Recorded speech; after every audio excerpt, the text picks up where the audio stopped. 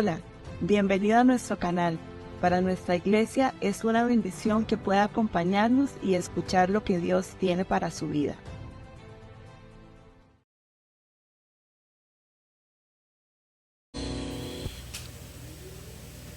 Mientras, les invito a que puedan abrir sus Biblias en la primera carta del apóstol Juan, primera de Juan, capítulo 3. Vamos a leer los versículos 1 al 10, aunque solamente nos vamos a concentrar en los versículos 1 al 3. Primera de Juan, capítulo 3,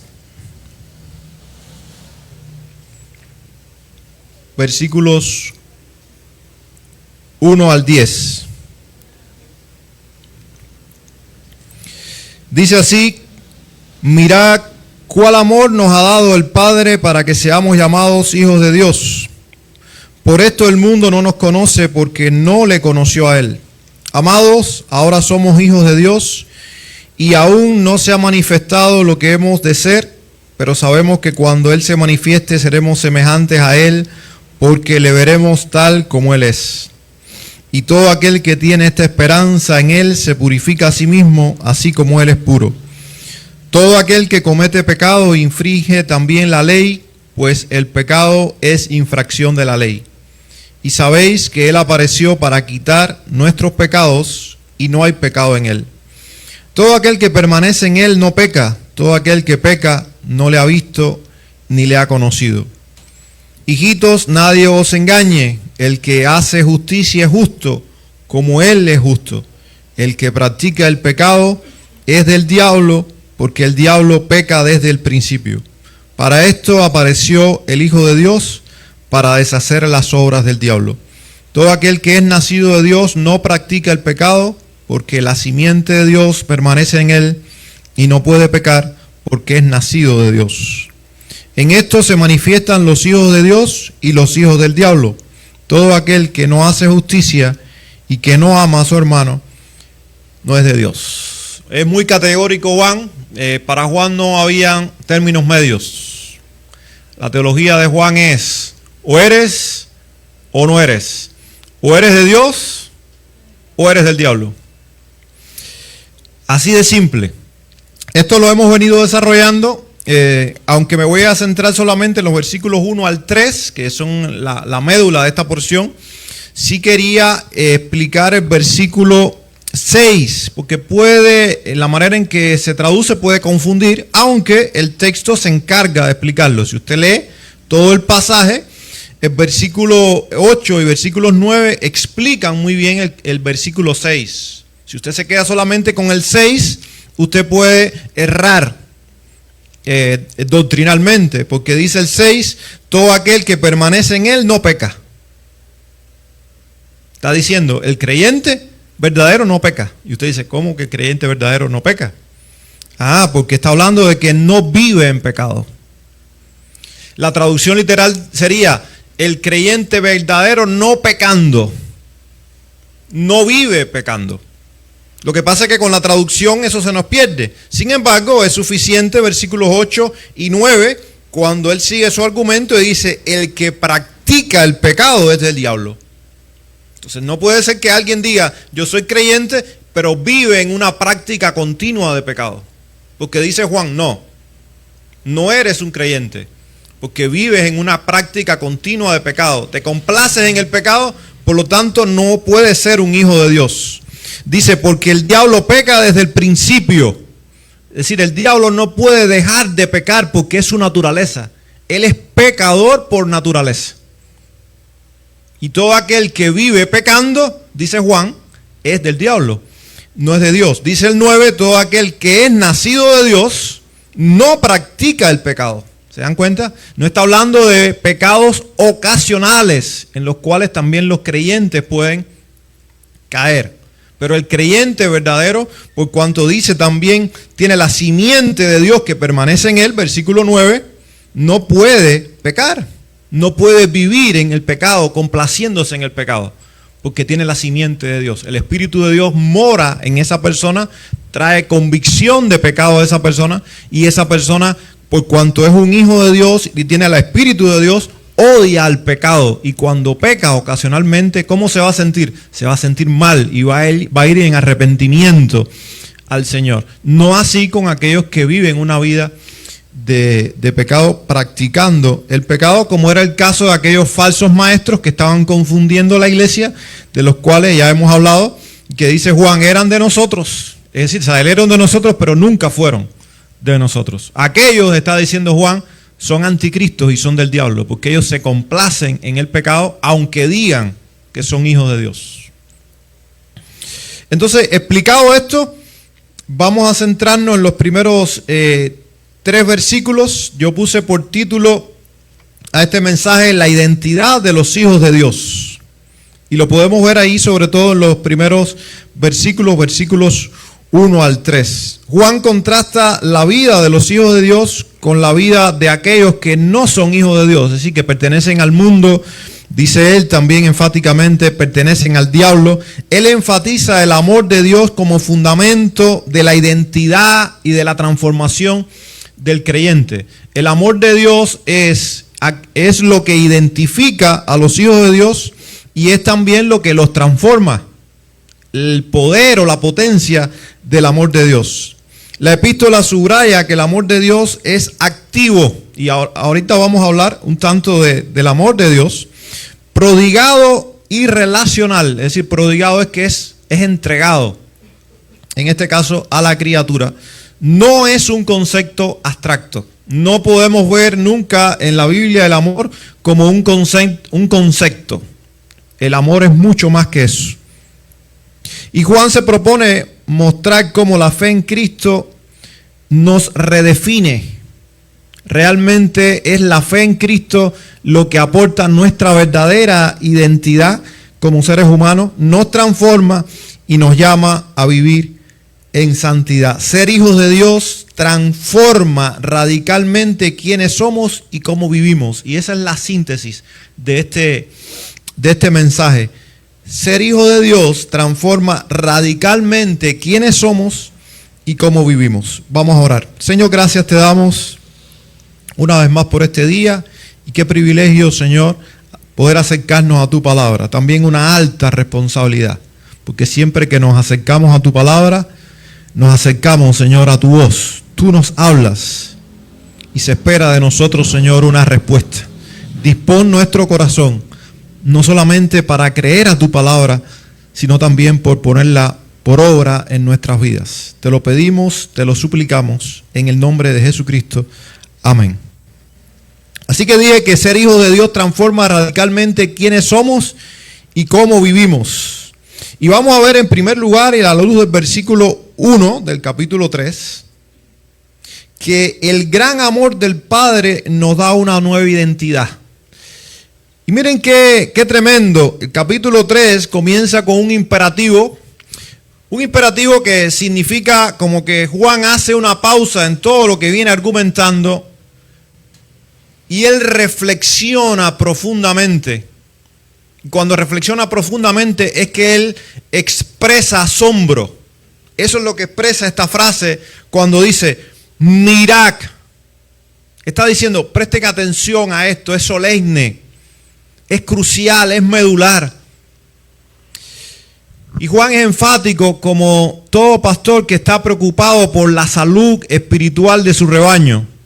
Recordemos que él estaba muy preocupado por aquellos falsos maestros que estaban intentando engañar a los creyentes. Estaban tratando de desvirtuar la fe de ellos. Y algunos de ellos posiblemente estaban confundidos y otros tal vez estaban desanimados. Notamos también que era un contexto donde ser cristiano no era moda.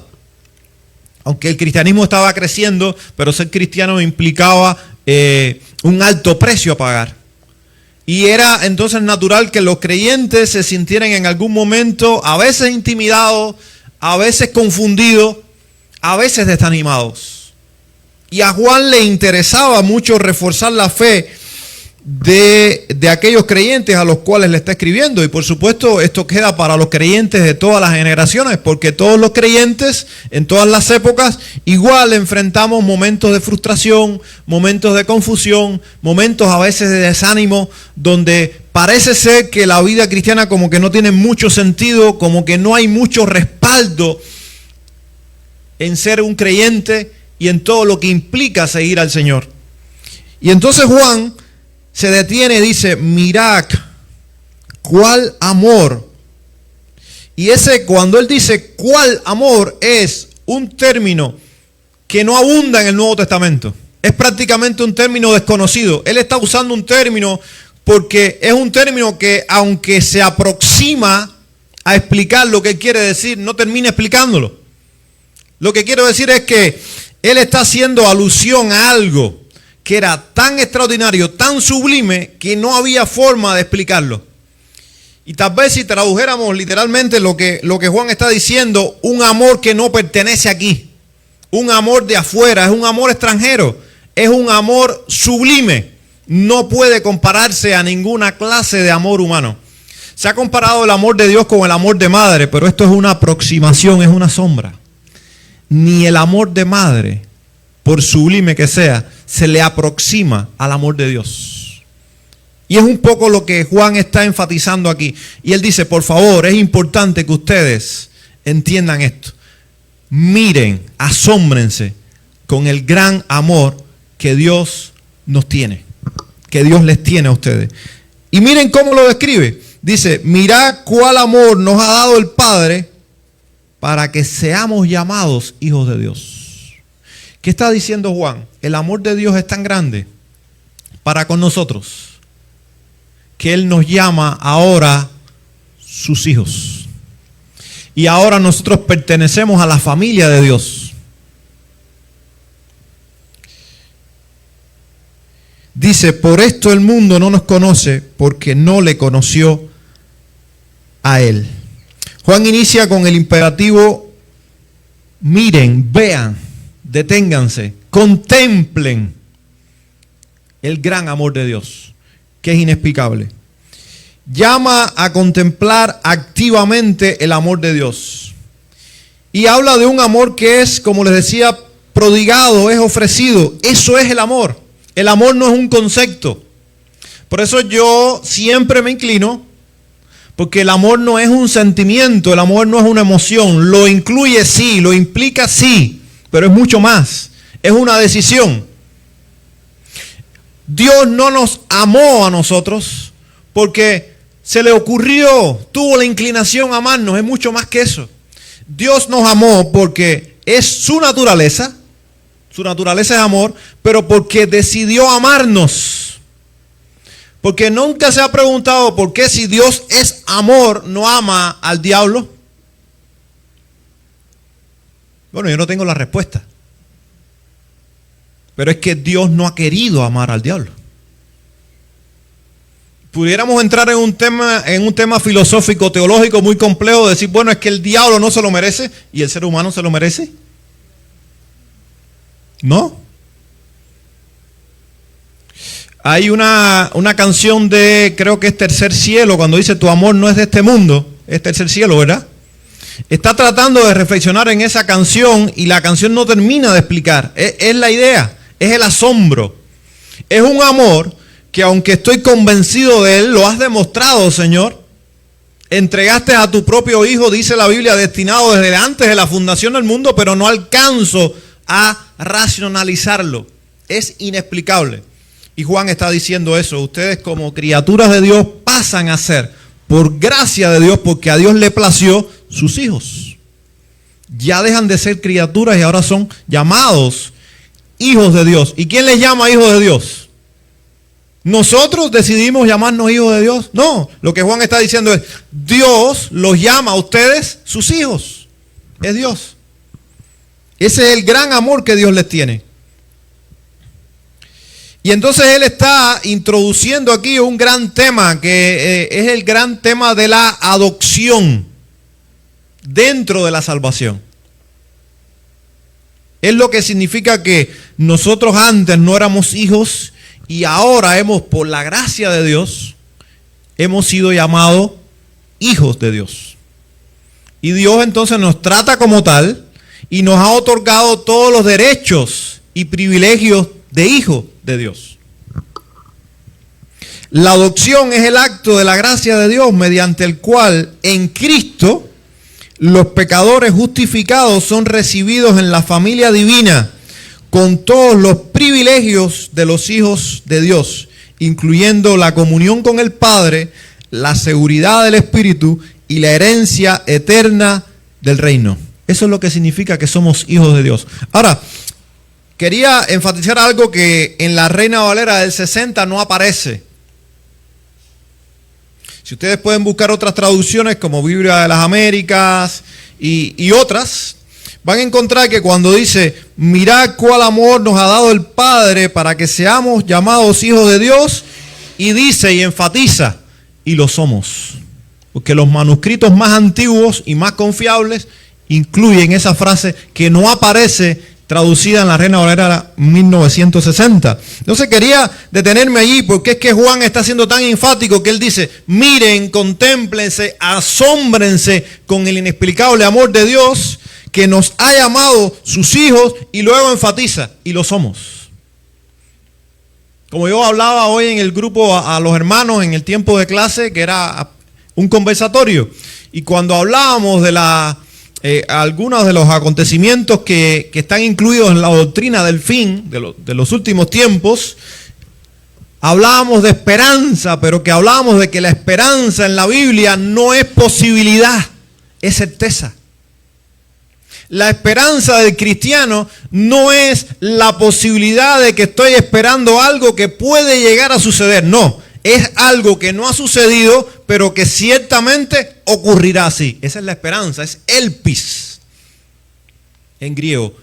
Esa es la connotación de esperanza. No es cuando nosotros hablamos de la esperanza, tengo la esperanza de hacer esto o aquello. Y estamos hablando de un deseo que implica una probabilidad, que puede que suceda o no. No, cuando hablamos de la esperanza del creyente, no es una probabilidad, es una certeza que en Cristo tenemos.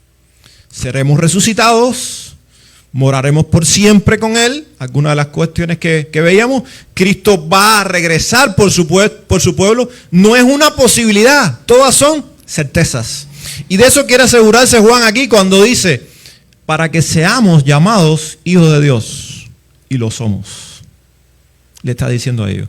No es que puede que sea hijo de Dios, es que soy hijo de Dios porque Él lo ha declarado así. Y entonces luego pasa a decir, por eso el mundo no nos conoce porque no le conoció a Él. ¿Recuerdan cuando nos remontamos al Evangelio de Juan, capítulo 1, qué dice Juan? Hablando del verbo, del Señor, que venía a este mundo, al mundo que fue hecho por Él, y que aquel mundo no lo reconoció. A eso está haciendo alusión Juan acá. El mundo, cuando Juan habla del mundo, son aquellas personas que viven con una filosofía contraria a Dios, que no creen en Él, ni le siguen, ni le sirven. Ellos, por cuanto no conocen a Dios, no estamos hablando de conocimiento intelectual, estamos hablando de conocimiento relacional por medio de la fe. Ellos no conocen a Dios, pues tampoco nos reconocen a nosotros. Por eso usted nunca se vaya a ofender cuando usted habla acerca de su fe en Cristo, le dicen que está loco. Cuando le digan eso, usted debe sentirse tan satisfecho porque le están reconociendo tal como es. Si lo entienden y no son creyentes, si están a tono con su filosofía, con su ideología, con su forma de vida, eso está raro. Porque lo que se espera es que aquellos que no creen en Dios, no le conocen, no le siguen ni le sirvan, tampoco lo van a reconocer a usted. Tampoco lo van a reconocer a usted y lo van a tener como un loco. Usted está ido. Sus pies están aquí, pero usted está por otro mundo. No vive en la realidad. Así nos reconocen a nosotros las personas que no creen en Cristo no conocen a Dios, tampoco nos conocen ni nos reconocen a nosotros. Para ellos toda nuestra filosofía de vida, nuestro proceder, no tiene el más mínimo sentido. ¿Recuerdan cuando en el Evangelio de Juan también, capítulo 1, versículo 12, dice allí, mas a todos los que les recibieron, a los que creen en su nombre, les dio potestad de ser hechos hijos de Dios? Por eso cuando usted está respondiendo a preguntas a veces de personas que se están interesando, es un poco difícil uno ir directamente al Evangelio y al mismo tiempo no ser ofensivo. Por eso dijo MacArthur en algún momento, si el Evangelio ofende, deja que ofenda. La gente ha vivido ofendiendo a Dios toda la vida. Porque al final el Evangelio, si no es confrontativo, posiblemente no sea el Evangelio, porque el Evangelio es confrontativo, para que sea entonces transformador. ¿Por qué digo esto? Porque cuando las personas comienzan a preguntar y uno comienza a exponerle el Evangelio, uno tiene que decir, no todos los seres humanos son hijos de Dios. Porque eso es algo que se nos ha enseñado culturalmente. Todos los seres humanos son criaturas de Dios. Hijos de Dios solamente son aquellos que son llamados hijos de Dios porque han puesto su fe en Cristo. Y eso está muy bien declarado. Y ahí podemos citar Juan 1:12. Mas a todos los que le recibieron, a los que creen en su nombre, les dio potestad de ser hechos hijos de Dios. No es una potestad que el ser humano puede atribuirse. Es una potestad que Dios atribuye al que pone la fe en Cristo. Y se constituye entonces en un hijo de Dios. Cuando alguien piensa en la adopción, no solo como una idea, sino como un privilegio presente, debe imaginar a un rey que abre los muros de su palacio y llama a un extraño para decirle, ahora tú eres mi hijo. Ayer no lo eras, hoy eres mi hijo, y tendrás todos los privilegios del palacio con los míos propios. Eso es lo que significa la adopción a la luz del Evangelio.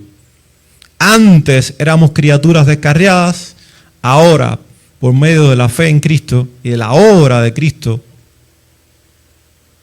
nosotros hemos sido reconciliados con Dios, somos llamados sus hijos para siempre y gozamos de todos esos privilegios de hijos. Y Juan le estaba diciendo a ellos, miren y asómbrense. Y esto es fundamental cuando vamos a aspectos ya aplicativos, reconocer nuestra identidad real, quiénes somos. Porque el ser humano es muy dado a categorizar a las personas. Hijo de ciclano, si es ingeniero, si es tal cosa, si trabaja en la NASA, el hijo de Cristiano Ronaldo, el hijo de Lionel Messi, el hijo de Donald Trump. Qué tremendo, qué linaje, qué privilegio. Entonces nosotros nos sentimos disminuidos. Cuando nosotros nos sentimos disminuidos ante estas cosas es porque no hemos entendido quiénes realmente somos en Cristo. Somos hijos de Dios. No hay nombramiento que supere eso. No hay linaje que supere eso. Somos llamados hijos de Dios. Y esto, por supuesto, nos invita a confiar en el amor de Dios más que en la aprobación del mundo. Esto significa, hermanos, si el mundo no me aprueba, si el mundo parece ser contrario a mí, yo duermo tranquilo y confiado, porque no me interesa el mundo. Yo soy un hijo de Dios. Y también significa que debemos vivir entonces de manera que nuestro comportamiento confirme nuestra relación con Dios. Porque se espera que si somos hijos de Dios nos comportemos como tal. No sé si conocen la historia cuando Alejandro Magno llama a un soldado que tenía un comportamiento indecoroso según los estándares éticos del ejército de Alejandro Magno. Y él le dijo, ¿cuál es tu nombre? Y dijo, Alejandro. Dijo, ¿cómo? Repíteme tu nombre. Le dijo, me llamo Alejandro. Le dijo, pues si te llamas Alejandro, compórtate como tal. Porque no estás dignificando el nombre. ¿Cuánto más nosotros vamos a atrevernos a decir, soy hijo de Dios y luego voy a andar viviendo de una manera que lo que hace es desprestigiar el nombre de Dios, esto implica una gran responsabilidad de vida. Si soy hijo de Dios, se espera que viva como tal. Si vamos al versículo número 2, vamos a ver también que la esperanza futura nos impulsa a vivir con propósito, y esto también forma parte de la identidad de vida como hijos de Dios. Versículo 2 dice: amados, y miren otra vez el énfasis de Juan, no quiero que pierdan esto de vista. Dice versículo 1, mirad cuál amor nos ha dado el Padre, para que seamos llamados hijos de Dios. Y ya les decía que en el original, los manuscritos más antiguos, añaden y dice, y lo somos. Fíjense cómo él lo va enfatizando. Y ahora en el versículo 2 dice, amados. Es como que hace una pausa y les habla delicadamente. Y les dice, ahora somos hijos de Dios. Recuerda el grupo en la clase que les pregunté, ¿somos hijos de Dios o seremos hijos de Dios? Qué bueno que todos respondieron, somos hijos de Dios. Y que no es una posibilidad, si realmente nuestra fe está en Cristo, no es que puede que sea un hijo de Dios. Y es lo que Juan quiere enfatizar aquí. Amados, ahora somos hijos de Dios. Pero entonces continúa diciendo, y aún no se ha manifestado lo que hemos de ser, pero sabemos, y habla de otra certeza, que cuando Él se manifieste, seremos semejantes a Él, porque le veremos tal como Él es. Entonces Juan recalca la certeza que añade propósito a la vida, porque si digo, soy un hijo de Dios, eso está no solamente añadiendo identidad, sino que añade propósito. Tengo un propósito. Soy hijo de Dios. Mi vida entonces debe respaldar eso. Juan enfatiza que ya somos hijos de Dios, pero que nuestra transformación completa se manifestará cuando Cristo aparezca. Esto es lo que en teología se le llama el ya, pero todavía no. ¿Habían escuchado eso? Ya, pero todavía no. Es la manera de describir algo que es una certeza, que es un hecho, pero que todavía resta una consumación final. Soy hijo de Dios, pero todavía mi espíritu está dentro de un cuerpo inclinado al pecado, que degenera, que enferma y que necesariamente ha de morir. Por eso dice, todavía no se ha manifestado lo que ustedes deben de ser. Y está apuntando entonces a el momento, recuerdan cuando hablamos en clase de las etapas de la salvación, regeneración, justificación, santificación, en la cual nos encontramos ahora siendo transformados por medio del Espíritu de Dios, y glorificación, el que resta, que es cuando ya nosotros, los creyentes, recibiremos un cuerpo resucitado, glorificado, un cuerpo que no envejece. Así que, Cindy, el estilismo es para aquí. En el cielo no hay salones de belleza. No existe ahí. Como no van a haber hospitales. Y como no es necesario tampoco que estemos enseñando la doctrina. Porque ya habremos llegado al conocimiento pleno. Eso es lo que significa glorificación. Cuando dice, le veremos tal como Él es, recordemos cuando el Señor resucita entre los muertos, ¿cómo aparece? La apariencia, al parecer, era muy similar. Incluso llevaba, y hay algunos, estuve leyendo a un comentarista que dice que Cristo llevará por la eternidad las marcas de los clavos. La Biblia no lo dice, pero posiblemente sea así porque cuando Él resucita, ya su cuerpo ya era un cuerpo transformado, porque recuerdan que dice que aparecía estando las puertas cerradas. No era un fantasma. ¿Saben por qué no era un fantasma? Porque dijo, tóquenme, pálpenme. Y además de eso, comió con ellos. Es asombroso. Esto no se puede explicar. No sabemos qué tipo de cuerpo tenía, al punto de que era un cuerpo que no estaba sujeto a un espacio físico, porque la las barreras físicas no lo podían contener, pero al mismo tiempo era palpable y podía comer alimentos físicos. Buena noticia, Manuel.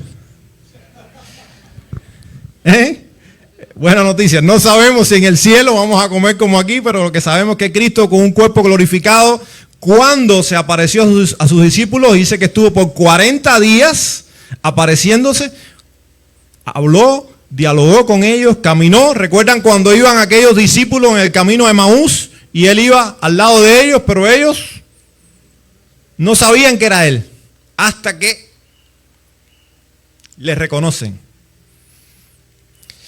Pero un cuerpo ya glorificado, un cuerpo que no envejece, un cuerpo que no está sujeto a, vamos a decir, la degradación a la que está sujeto nuestro cuerpo. Por supuesto, Cristo era sin pecado desde antes, pero lo que está diciendo es que seremos semejantes a Él, nuestro cuerpo será semejante, estaremos en una condición igual y también seremos impecables, aunque eso no significa que vamos a ser Dios. Pero seremos hijos de Dios por la eternidad, con un cuerpo semejante a Él, al de Él, ya sin envejecimiento, ya libre de todo tipo de sufrimiento, de degradación y sin pecado. ¿No es eso asombroso? ¿No es eso lo que usted, cuando está atribulado, anhela? ¿No es esa la esperanza de la cual usted se aferra y dice, esto no será para siempre, esta aflicción es momentánea? La promesa del Señor está ahí. Y Juan quería que ellos se refugiaran en esa promesa, y que esa promesa diera propósito a sus vidas, y que esa promesa fuera suficientemente poderosa como para que ellos pudieran vivir de acuerdo a, mientras vivían tiempos difíciles. Mantener viva la esperanza en Cristo mientras vivimos en este mundo es fundamental. Por eso con cierta frecuencia celebramos la cena. Por eso nos reunimos periódicamente. Por eso estamos llamados a leer su palabra, a orar una y otra vez. El Señor decía en Juan 17, Señor, ellos han de permanecer, estoy parafraseando, ellos han de permanecer en este mundo, pero no son de este mundo. Guárdalos del mal, líbralos del mundo. Permitir que esta esperanza transforme nuestras decisiones, nuestras prioridades y nuestras relaciones, porque conocer la verdad no es solamente para alimentar nuestra mente, es para que nuestra vida se corresponda a ella. Quién soy y también lo que eso significa para mi vida. Y número 3, hermano, vamos al versículo 3. Dice, y todo aquel que tiene esta esperanza en Él, se purifica a sí mismo, así como Él es puro. Así que la pureza de vida refleja nuestra esperanza en Cristo. Como alguien dijo, si no te gusta congregarte para adorar a Dios, si no te gusta estar rodeado de otros creyentes, si no te gusta leer su palabra, si no te gusta orar y hablar con tu Señor, con tu Padre, si no te gustan las cosas de Dios, ¿por qué quieres ir al cielo? El cielo no es para ti.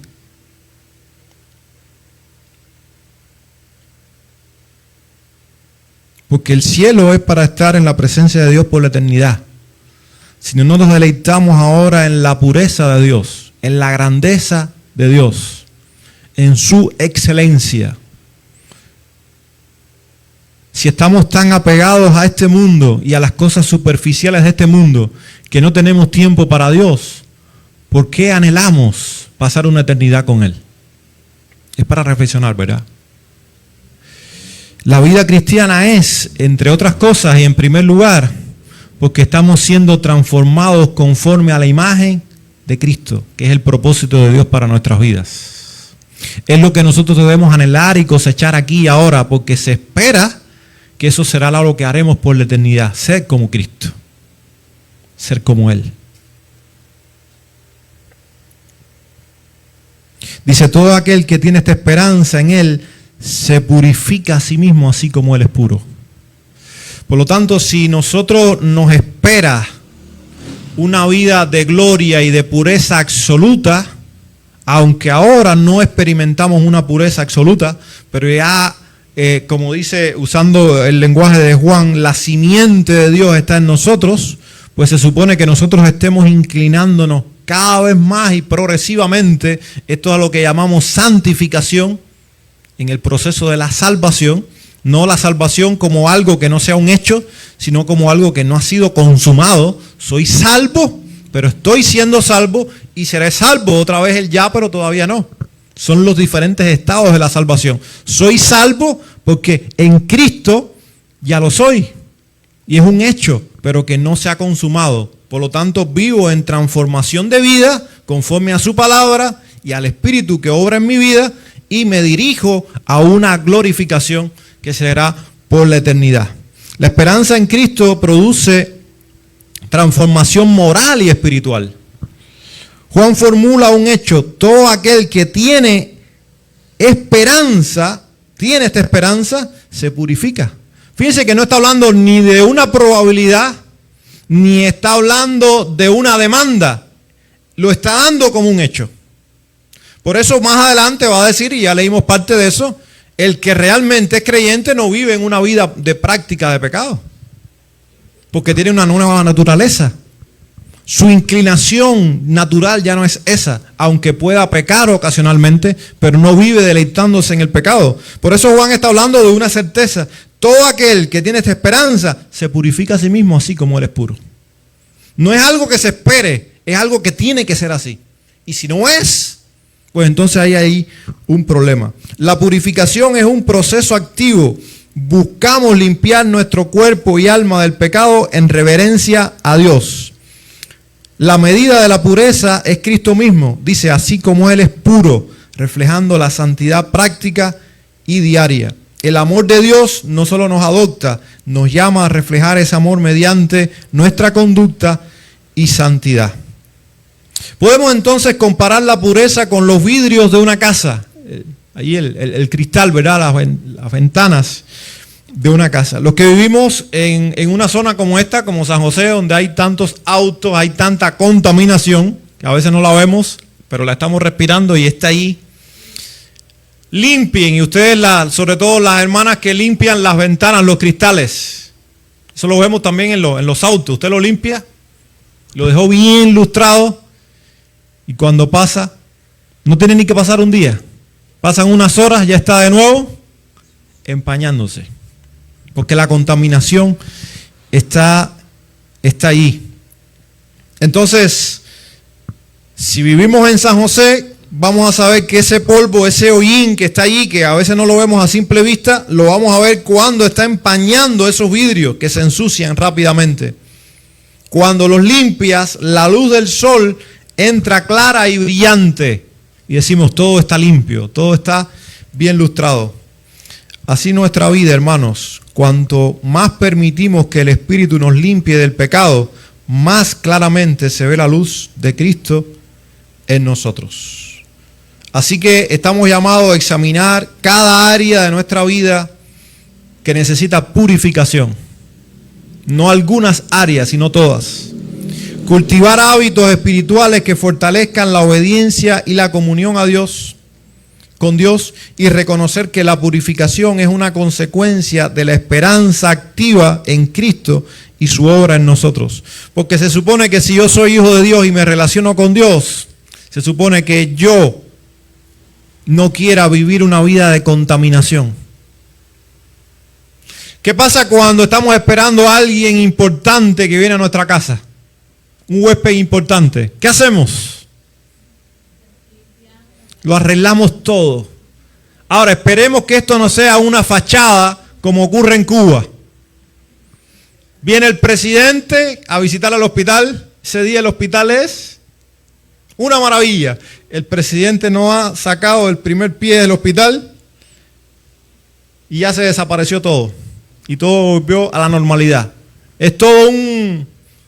¿Conocen el término paripé? ¿No? Un teatro, un simulacro. Es la idea. Eso es lo que significa un paripé. Ahí lo arman. Claro, lo interesante es que el presidente también forma parte de ese simulacro porque él anuncia la visita. Él no va de sorpresa. Porque él sabe que si va de sorpresa se va a encontrar otra cosa y él no quiere encontrarse otra cosa para decir que todo está bien. Esperemos que no sea esa nuestra vida. Porque tal vez se puede engañar al presidente o el presidente se quiere engañar a sí mismo, pero a Dios no hay forma de engañarlo.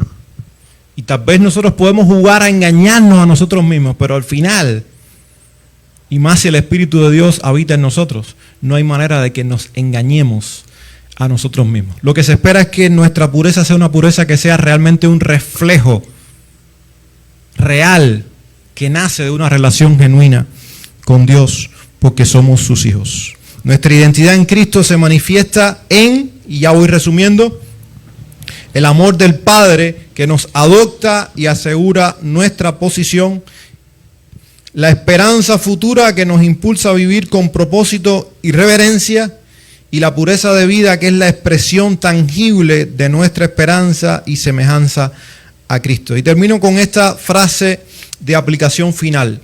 Vivir como hijos de Dios implica experimentar su amor, mantener viva la esperanza y reflejar la pureza de Cristo en nuestra vida cotidiana. Amén. Que así sea. El Señor les bendiga.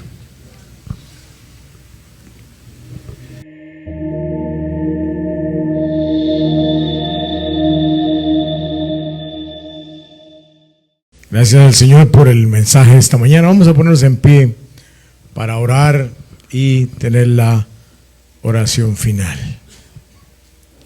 Padre, te damos gracias por este tiempo, Señor, de alabanza, de adoración. Te pedimos, Padre, que los cantos, Señor, la ofrenda haya sido aceptada por ti, Señor, y se queme como olor fragante en tu trono, Señor. Y Padre, te damos gracias por el sermón de esta mañana, porque tú has hablado a cada uno de nosotros. Te pedimos, Padre, ahora que nos lleves con bien a nuestros hogares, Señor, y que esta semana que inicia sea de bendición y éxito para cada uno de nosotros. En nombre de Jesús. Amén.